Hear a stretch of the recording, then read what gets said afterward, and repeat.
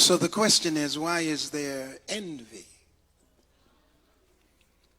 When he gives some, he gave according to their several ability, and he gave one 5, he gave another 2, and he gave another 1. And notice he gave according to their several ability, which means he made an assessment of their capacity to handle the giftedness that he was distributing. And he gave one 5, he gave one 2, and he gave another 1, according to their several abilities. So he didn't give gifts by happenstance. He evaluated the capacity of the recipient, and he gave the gifts according to their ability to handle the gifts. Amen. So the question arises, why is there envy? Now notice I distinguish the word envy from jealousy. Because in jealousy you have to possess something. That opens another can of worms. Because the issue now is jealousy is sin.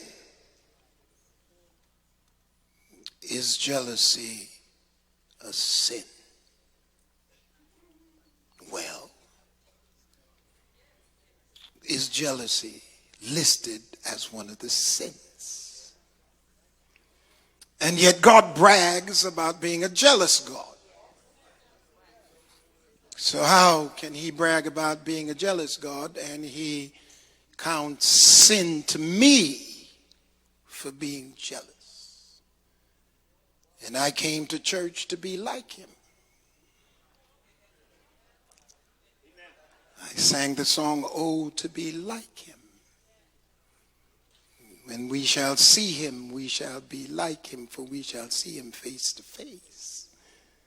And yet still jealousy is a sin to me, and he brags about being a jealous God. Well, the only reason you can justify being jealous is when you own something.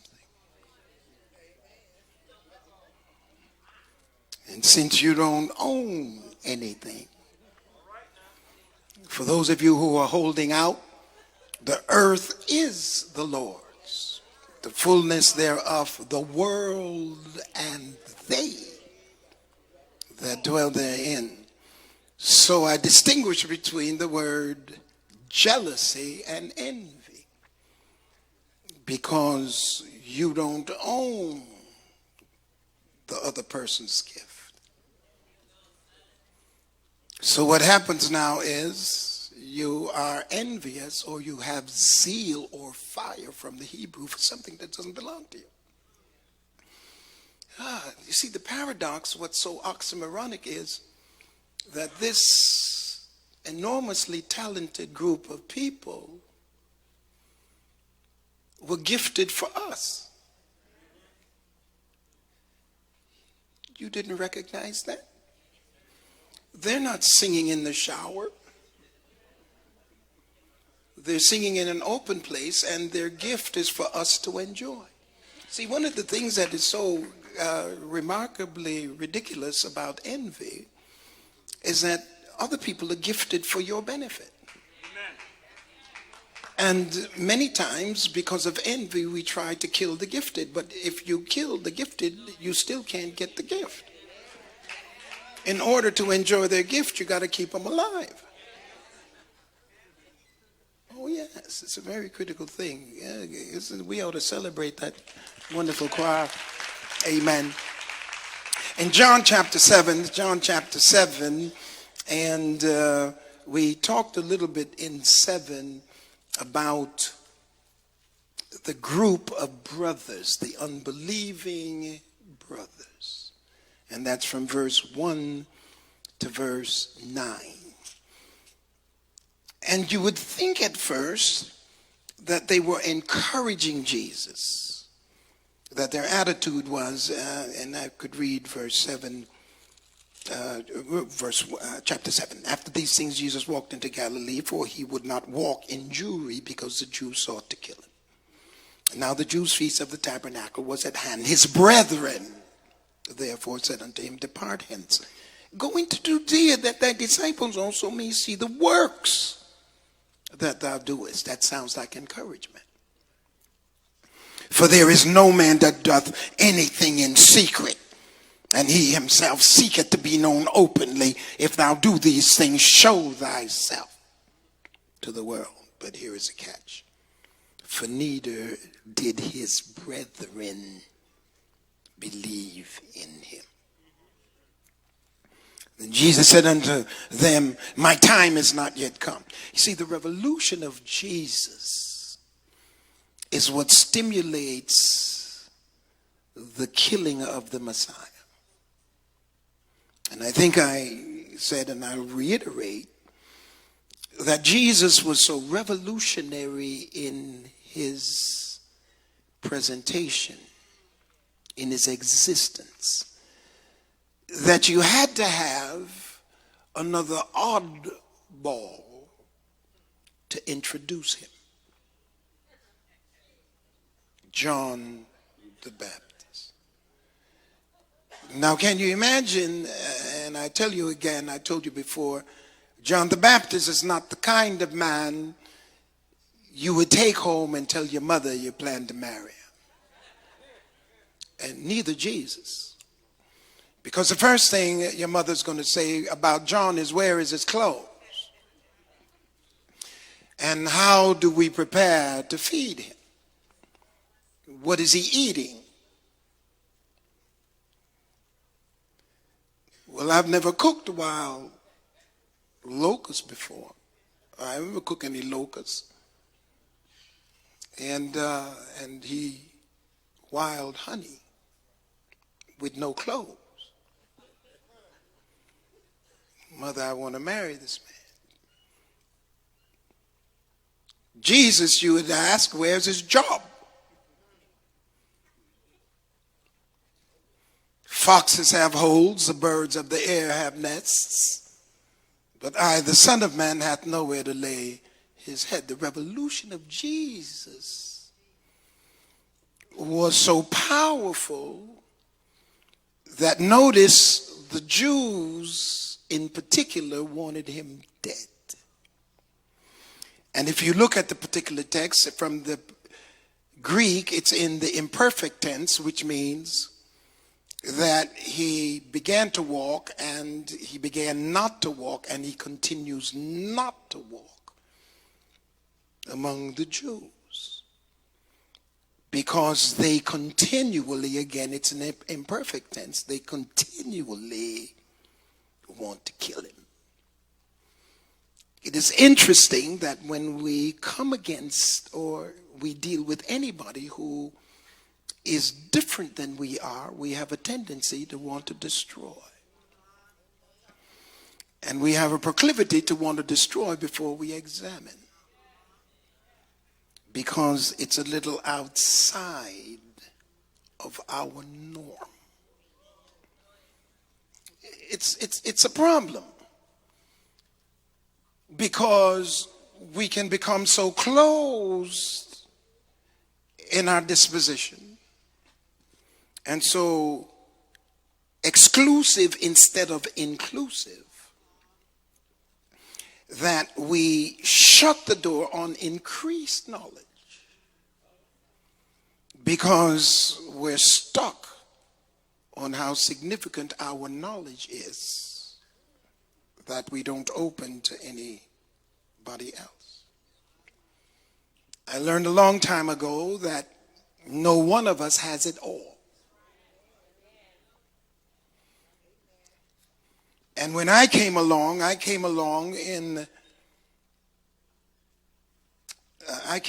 under heavy manners. It was like my granduncle was like Heil Hitler the Fuhrer himself. You couldn't even leave Jamaica as a part of the church without telling him. You couldn't leave. You can't leave without telling him. The sister was fighting on her job And he told her, don't even come on the street where the church is, lest they think you're coming to the church. When he said, close your eyes, everything moving had their eyes closed. I mean, he was beyond strict. Jamaica is hot. You know, Jamaica is hot. Sleeves here is an abomination. They have to be right here.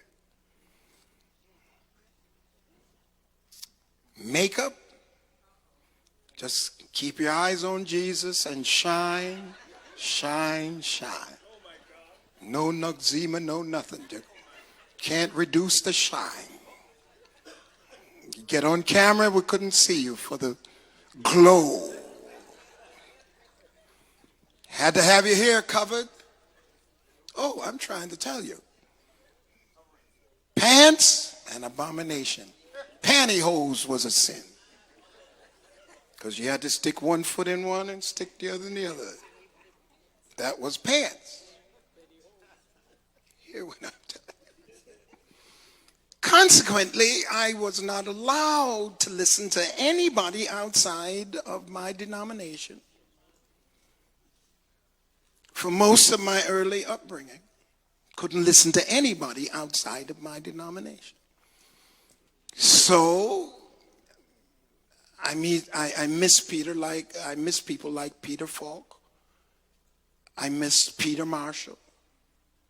I miss some of the greatest theological minds that had ever lived in my early upbringing.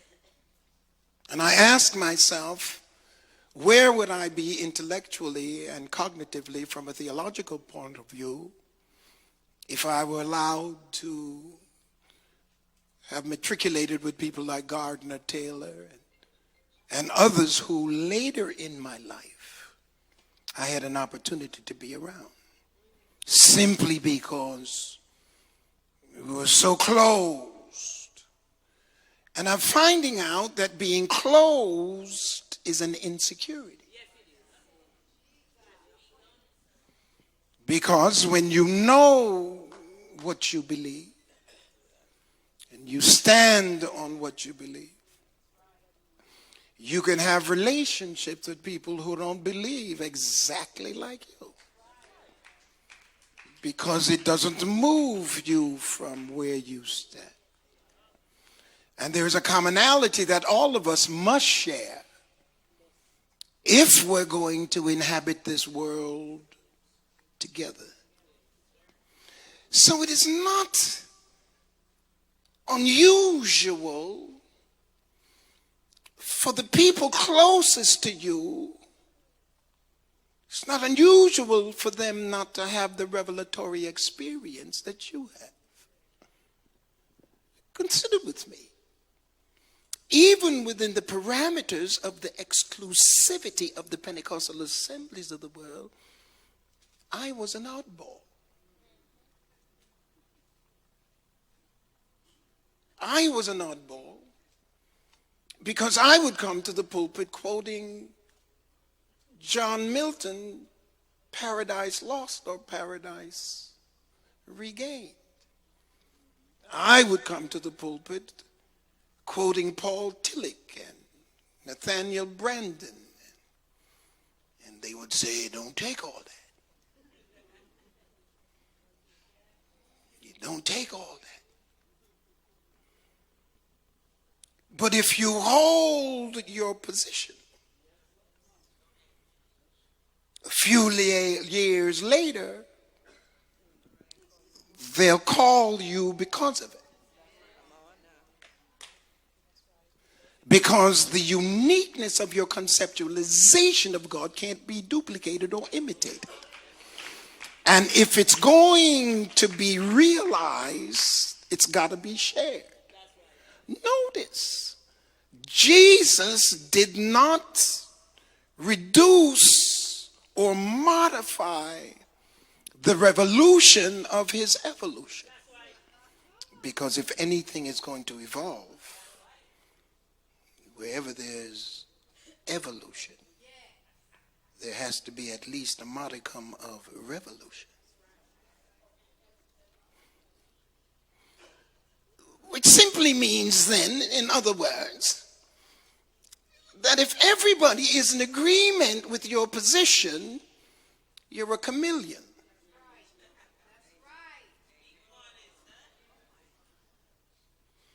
You have to be flipping and flopping at a rapid rate for everybody to be comfortable with your position at first. I mean, Jesus was 3 years with some fellas. And when he was getting ready to leave, they still misunderstood. He's getting ready. Are you going to restore the kingdom? How many times did they have to tell him, my kingdom is not of this world? But sometimes we can be locked so deeply into what it is we're looking for that our eyes are completely closed to everything that's around us. Because if it doesn't sound the way I want it to sound. I give an example of just my own personal life.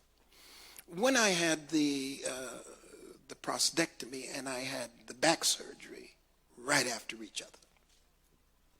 And I'm known for hooping. Oh, I'm known for closing.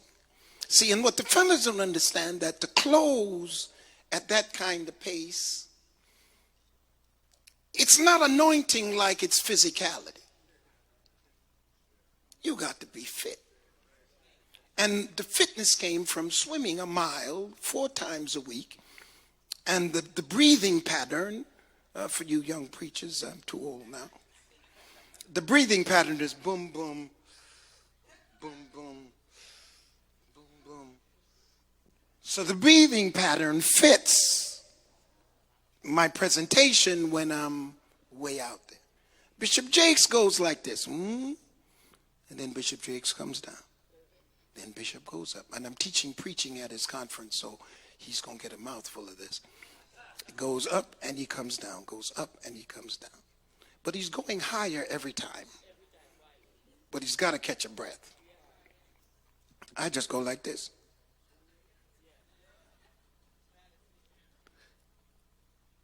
But I learned when I was sick or when I was incapable of hooping because of the stitches and all of the stuff that went with those 2 surgeries, I learned that I could walk around like this and nobody left. But I had to understand that if you close yourself to any particular style or any particular concept, that does not allow room for something else, then you will fail to evolve into a higher degree of where you're coming from. See, my fathers cannot argue with the authenticity or the credulity of my presentation because they gave me the foundation. I just built on it. So you cannot take a cocoon and argue that it can't be a butterfly. And if I make a butterfly presentation and you're still in the cocoon stage, don't argue that it's a different kind. It's just a different degree. Jesus said to them, I did not come to destroy the law. I came to fulfill.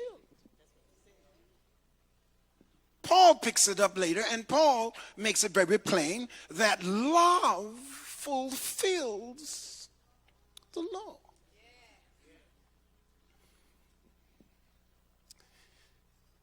For those of you who are married, and I was once, I found a phenomenon. When we were deeply in love, we had no rules.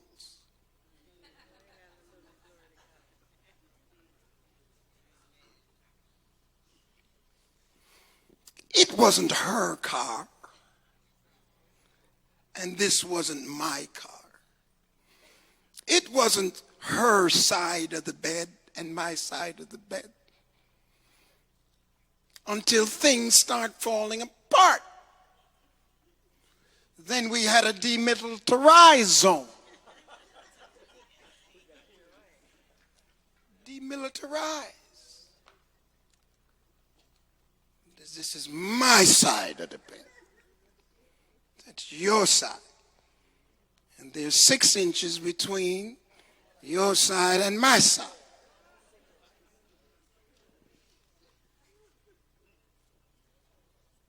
Because when love began to wane, rules became dominant. I wonder how many laws we have in America as to how to treat each other.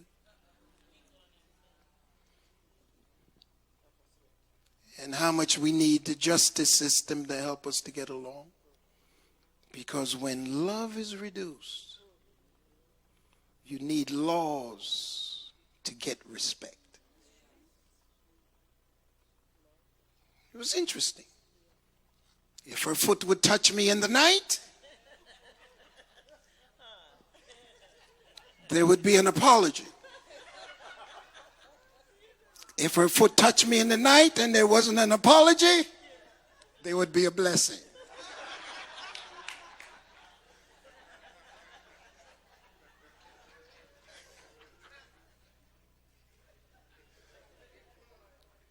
They couldn't understand that even his brethren could deal with the uniqueness of who he was. And notice now he continued from 7, we go to 7 because I've got to show you one other thing and then we'll close.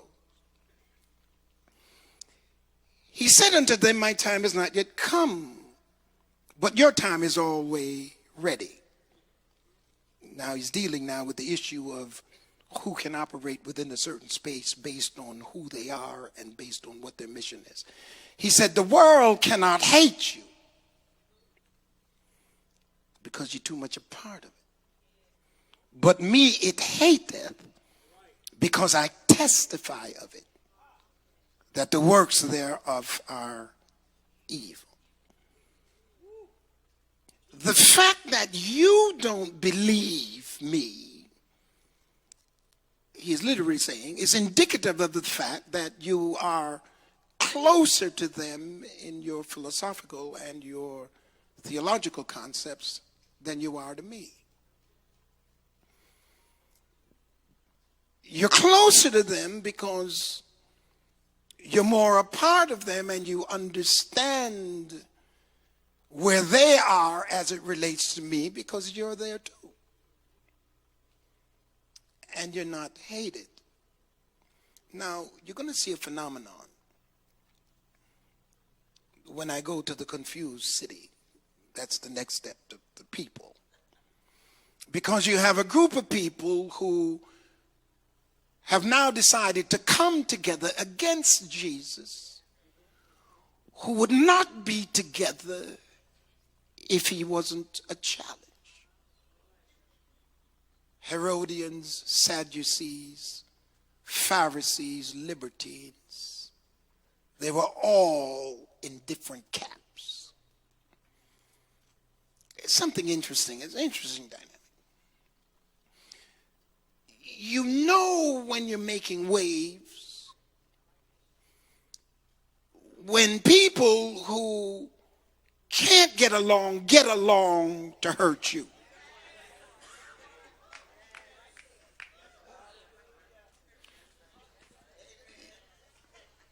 You are bothering a lot of people when people who don't like each other become friends to destroy you.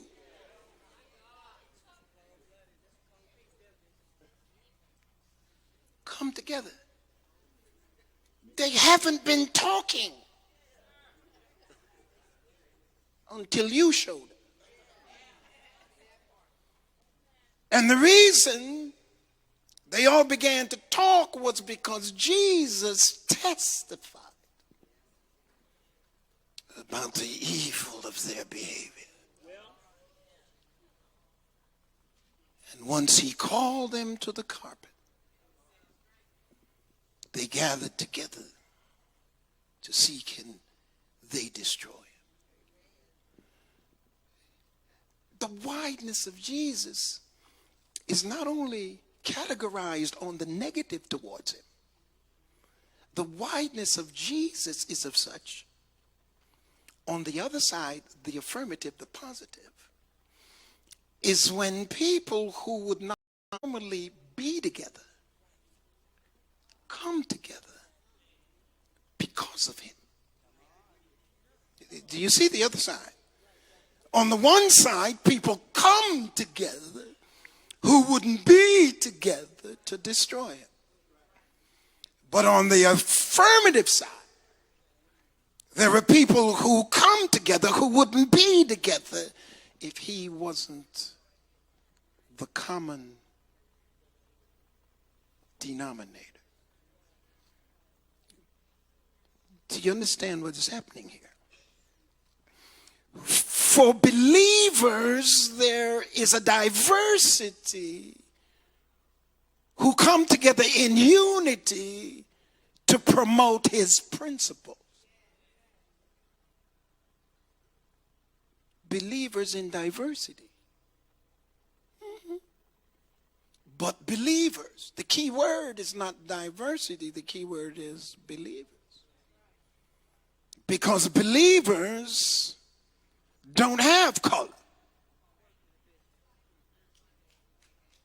I wish I could talk to you about that. Believers don't have ethnicity. Believers are just believers. And believers come together because of the unity they have in Jesus Christ. If it wasn't for Jesus Christ, we wouldn't be together. But we come together because of Jesus Christ, because we're believers. And as many as believed him, to them gave he power to become the sons of God. But don't fool yourself. On the other side, you got folk coming together to destroy him and his principle.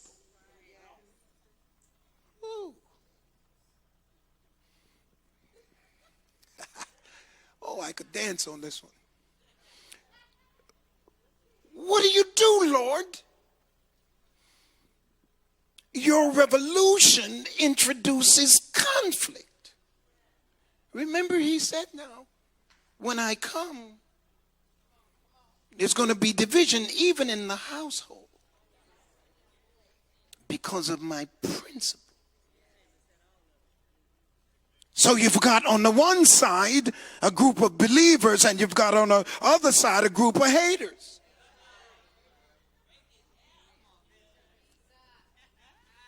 And it's all centered around Jesus.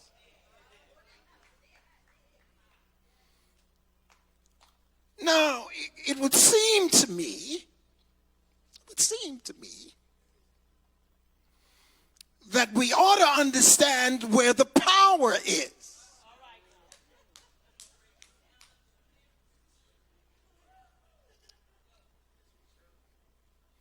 Where is the power?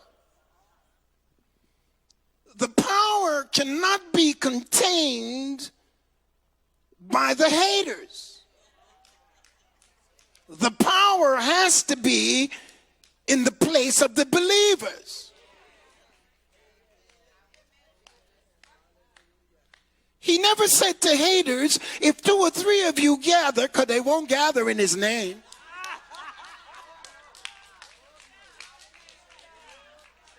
Oh, but if 2 or 3 gather in my name, I am in the midst of it. All you got to do is come in his name.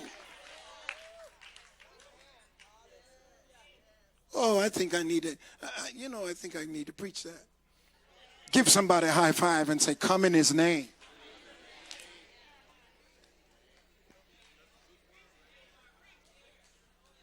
The power has to be with the group that is acceptable.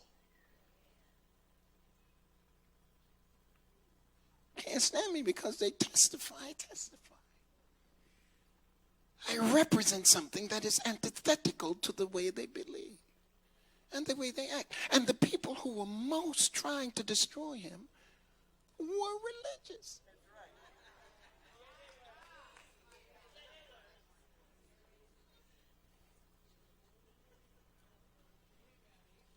The indication then is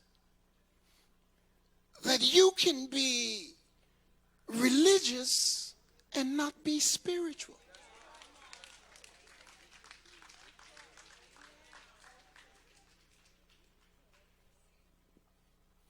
Having a form of godliness, but denying the power thereof. Oh, Jesus. The evolution is so much of a revolution. So he didn't change his mind. He says it to them, go ye up into Jerusalem. I go not up yet into this feast, for my time is not yet full come. Because he understands that the hatred is going to get him to the cross. Because it's the powers that be that have the hatred. But he has the power to control the time. The kairos, it wasn't chronos there. It was kairos. The season for me to be put on the cross has not fully come. My time. When he had said these words unto them, now we touch the other, we have a few minutes. When he says this word, he abode still in Galilee. And, it reminds me of another text where he had to do something, but he just stayed in the place. When his brethren were gone up, then went he also up unto the feast, not openly, but as it were in secret. Then the Jews sought him at the feast, said, where is he? Where is he? And there was much murmuring. Remember, I told you what murmuring means? It's like bees buzzing among the people concerning him. For some said, he's a good man. Others said, nay, but he deceiveth the people. Howbeit no man spake openly of him for fear of the Jews. Now about the midst of the feast, Jesus went up into the temple and taught. Now Jesus is always. Now Lord, you sneak in, as it were, in secret. So why are you in the temple teaching? Now, have you ever been around somebody passionate about something? Huh? I mean, get you killed passionate.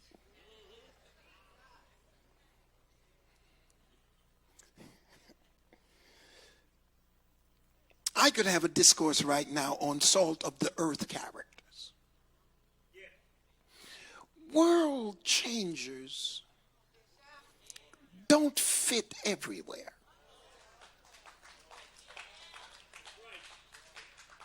Really. And there is a great deal of controversy that always surrounds world changers. In some instances, you either just have to take them or leave them. It's either you're in or you're out. Because they will not allow you to sit on the fence.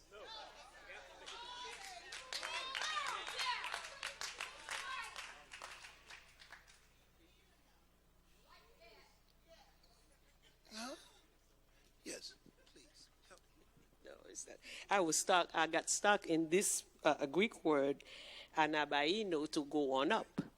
And so I was studying it because you hit it so hard on Sunday. I said, well, let me study this part in the scriptures. So I got stuck in that word. So now I'm thinking it's not geographical, because that particular word that he uses when he tells them to go on up, I think he was telling them to go on up because this particular word means to ascend or to arise or to come up. Now I'm thinking it's not geographical, but it's a spiritual, not only, but it's also. It's not only. See, anytime you deal in the Greek, and lambano is the etymological root of that word, then it's a taking up. It's a taking up. And even though Jerusalem from Galilee, from where Galilee was, Jerusalem's up in the hill. It's up on the mountainside. And Galilee, of course, is in the valley. The metaphor to the geographic location, and I'm not going to be like Spurgeon and beat on that poor man that was in Jericho, was in Jerusalem, and he went down to Jericho. And the theologian slaughtered him. Said he had no business going down, because if you go down, bad things happen to you. And they just, that was just a geographical, a topographical. There was no morality to that. He was just simply saying Jerusalem's in the hills, and Jericho, of course, is in the valley. The man was going down and fell among thieves. He is not culpable for falling among thieves. He didn't just walk into the thieves.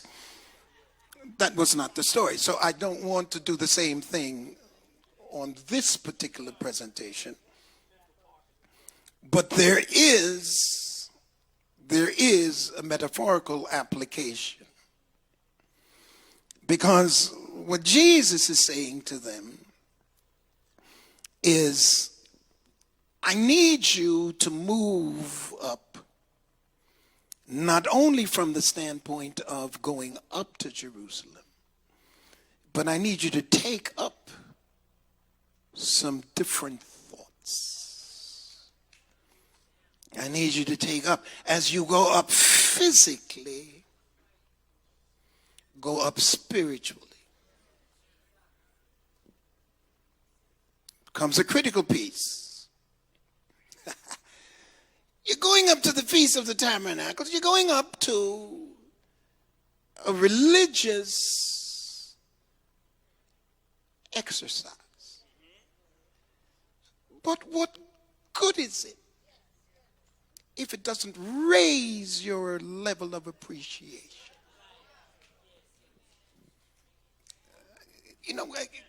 April 6th is coming. And April 6th will be an event. And we're hoping for the 6th to be a powerful, anointed event. Yes.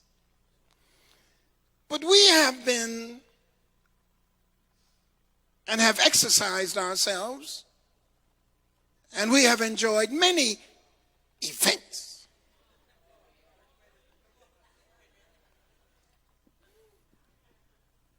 But our prayer is that the event will put an indelible print in our hearts, in our spirits, and in our minds, that the event won't end when it's over.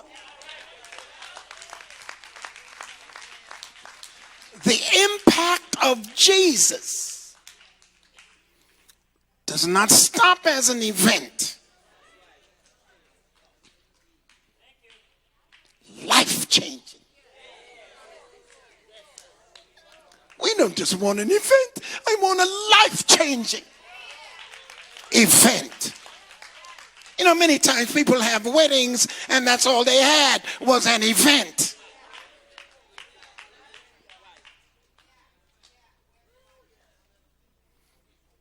But you and I have discovered that a wedding does not a marriage make. After you've done all the cake, you know.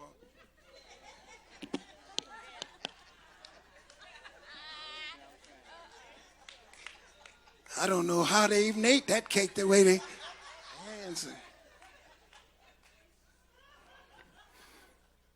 You have to go on with life. The event has to be life-changing. Jesus is saying, you're going up, then go up. You're going up, then go up. Go up to the extent that when you come back down to Galilee, you're still up. Because you've moved it from the physical to the spiritual.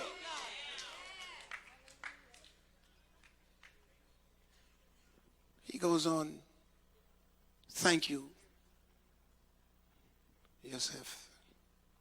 He goes on, and I want to make this point. Ooh. Where is he? And they're murmuring. No man spake. 14. Now, about the midst of the feast, Jesus went to the temple and taught. And the Jews marveled, saying, how knoweth this man letters, having never learned? Oh, Jesus is going to do something to him here. Oh, Lord. And Jesus answered them and said, my doctrine is not mine, but his that sent me. If any man will do his will, he shall know of the doctrine, whether it be of God or whether I speak of myself. He that speaketh of himself seeketh his own glory. But he that seeketh his glory that sent him, the same is true, and no unrighteousness is in him. Did not Moses give you the law, and yet none of you keep it the law?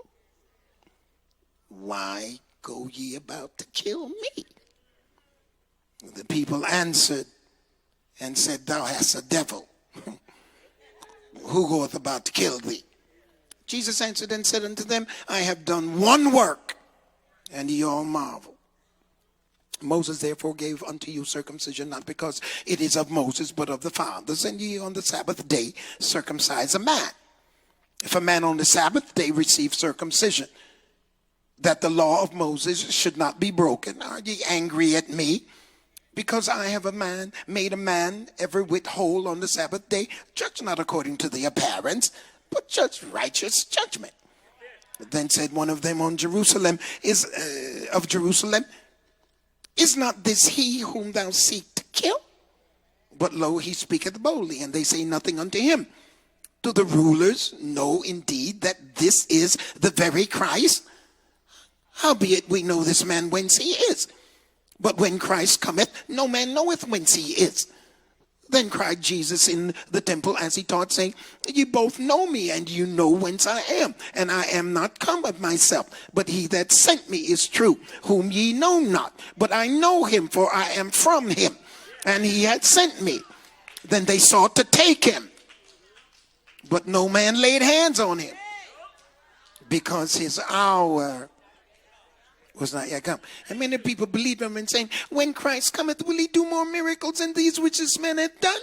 The Pharisees heard that the people murmured such things concerning him, and the Pharisees chief priests sent officers to take him. Then said Jesus unto them, yet a little while am I with you, and then I go unto him that sent me. He shall seek me and shall not find me where I am. Thither ye cannot come. Then said the Jews among themselves, whither will he go, that we shall not find him? Will he go into dispersion among Gentiles and teach the Gentiles? What manner of saying is this that he said, he shall seek me and shall not find me where I am? Thither ye cannot come. And when we go to 37, it's going to be just a whole nother teaching. Now, if I were to look from verse 10, after his brethren left, and I were to go all the way to 36, which we just read, then I will introduce to you that the whole city was confused.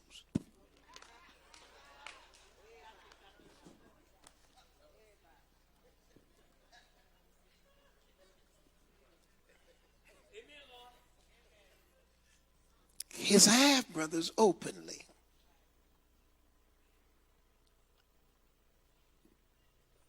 didn't believe. So they can win in the caravan and Jesus goes secretly. And while Jesus is in town, they're seeking him. Seeking him to destroy him. How revolutionary have you become to where people are seeking you to destroy you? Let's get him out of the way because we refuse to follow him. Give that some thought. Give that some thought. Man would rather darkness to light. He brings the light, but they're steeped in the darkness of their ways until it's easier to kill him than to change.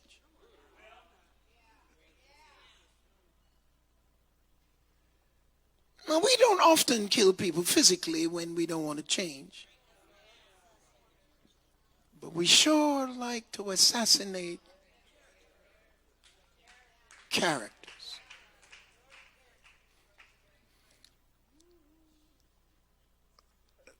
Let me switch and let me run to the Old Testament and let me pick up a character called Daniel. And the envy was heavy as it related to Daniel because Daniel was extremely gifted by God as a great leader, as an anointed one. God gave him great insight into dreams and understanding how to navigate among kings and how to reach great people. And the Chaldeans were envious of Daniel. Primarily and especially because Daniel and the Hebrew boys were outsiders. They were part of the group that was captured. And so they made a decree, had the king sign a decree that nobody would serve their gods for a period of time. So we're banning all religious services in the kingdom, and the king signed. The only thing they could find wrong with Daniel was that he was going to pray.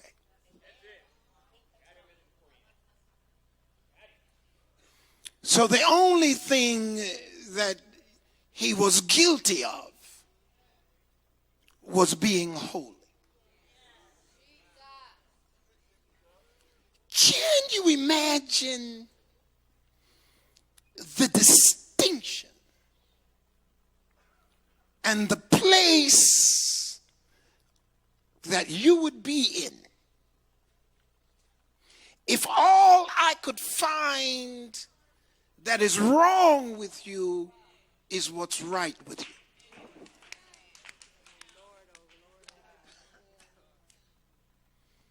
I ain't there yet. I'm on my way upward. Can you imagine the strength of your being if the only thing you could find wrong with me is what's right with God?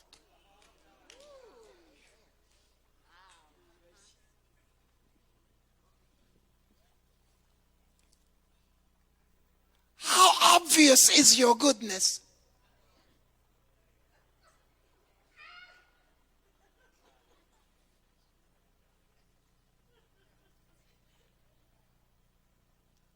Selah. We got to pause on this one. We got to meditate. We got to introspect. We got to look into how obvious is your kindness.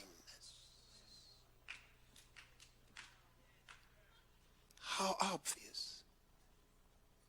Do I have to go searching for your goodness?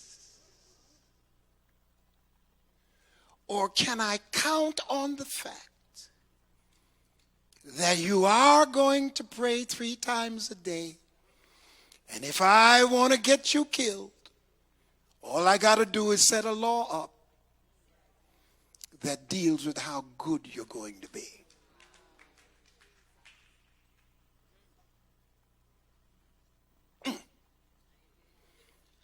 Yeah, we got him now. Because we know one thing for sure. He's going to be on his knees looking towards Jerusalem 3 times a day. And the scripture said Daniel knew it. Didn't stop anyway.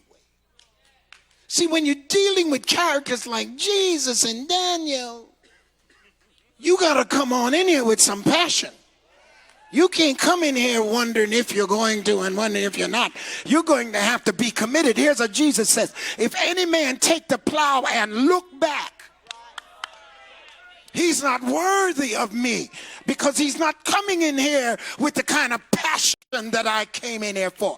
And if I came in here with this passion to die for you, then you ought to stand up and live for me.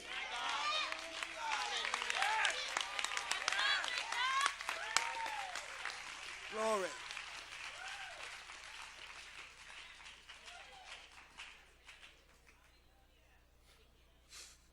Huh?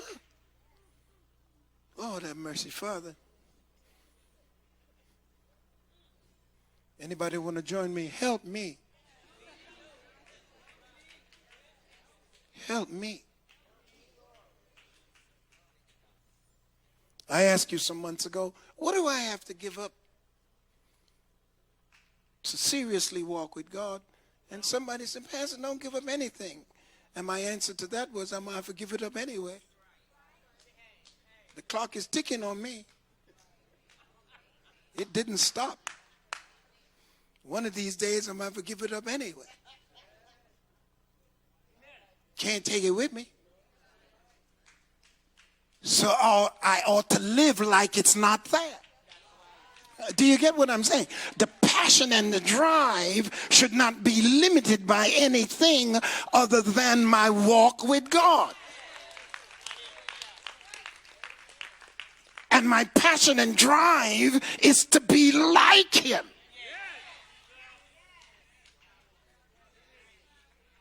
To adopt the same values. Searching for him. They're only going to find him doing good things. Why are you trying to kill me? Why are you trying to kill me? You circumcise a man on the Sabbath. You take something from him on the Sabbath. And I gave something to somebody on the Sabbath. You see the issue of that word whole? You got to understand.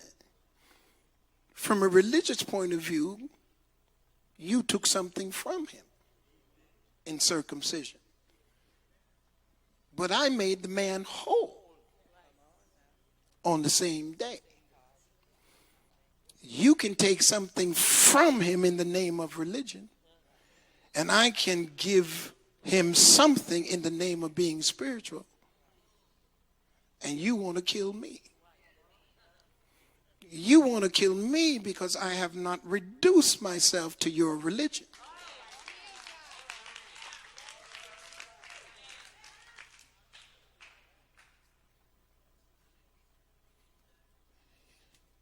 Your religious propensity does not control my righteous behavior.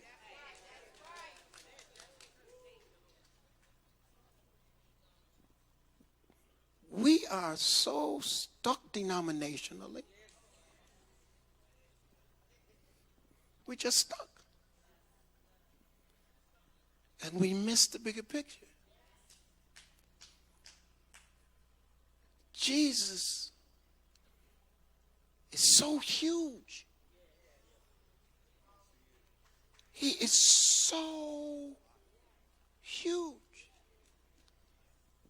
I found something about leadership. I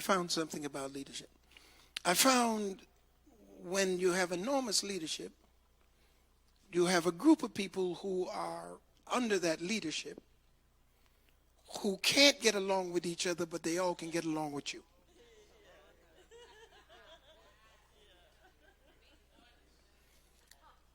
They're so diverse in their disposition. And you know what leadership has to do? Keep pushing them in the room together. Don't let anybody out of the room. Stay in this room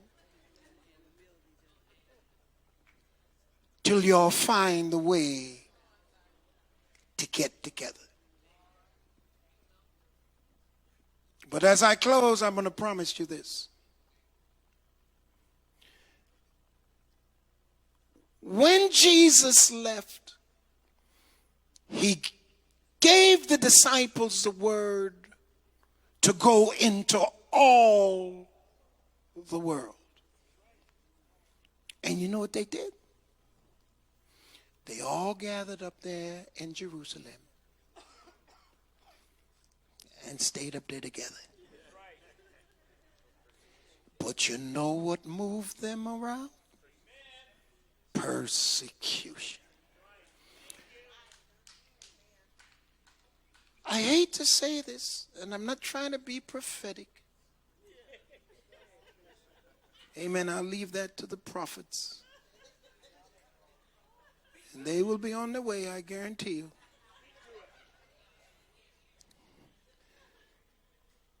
Persecution,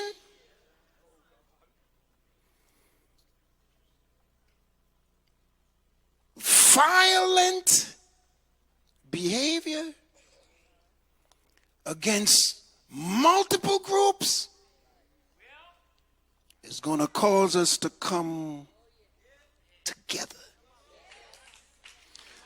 On the one hand, you're going to have a lot of haters perpetrating the violence.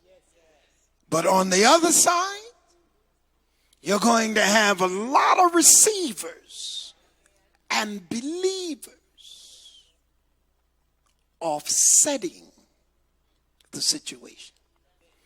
And for once, our prayer is going to mean something to us. Thy will be done on earth as it is in heaven. And who is going to do his will?